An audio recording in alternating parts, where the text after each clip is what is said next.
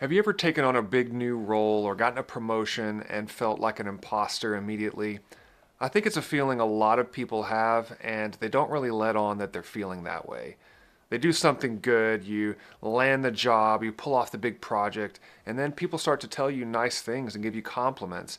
And instead of feeling proud, you just feel a little exposed, like it's only a matter of time before somebody figures out the real story and that you're not as capable as they think. I felt like that most of my life, honestly. I'll take you back to a Christmas Eve where I was in a really good place and had a strong year at work, feeling pretty solid about myself. And I'm sitting on the floor putting together a bike for my son.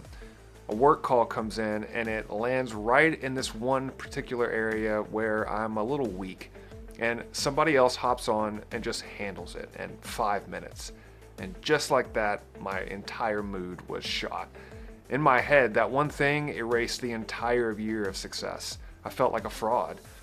There's more to that story, including something my boss said to me that after that helped, and that's in my book. But what stuck with me was realizing that there is a difference between not knowing something and not being good enough.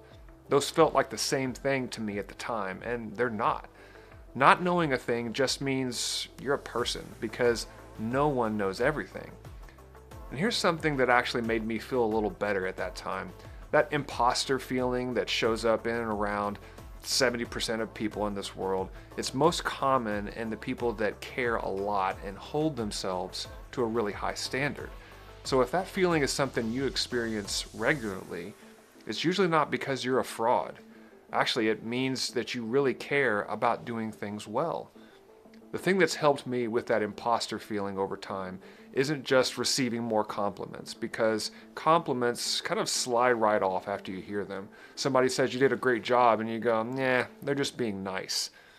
What's worked for me is keeping a record. I regularly jot down one line or something that I did and how it went. I ran the meeting, the customer signed off on it, I sent the email, got a good response, nothing dramatic. But after a few weeks, you read back through it, and it's tough for you to argue with yourself with a list of things that actually happened. The proof just stacks up. I also stopped waiting to feel 100% sure before doing things. I decided I would be willing to just learn on the way. I just start, and then the confidence catches up a little later. So this feeling that you're not good enough is one of 8 excuse personas that I'm walking through in this series one at a time. There are these stories that we tell ourselves to stay stuck and unchanged, and this is just one of them. There's actually more than one flavor of this one, and I get into all of that plus a 30-day plan in my book, The Excuse Index.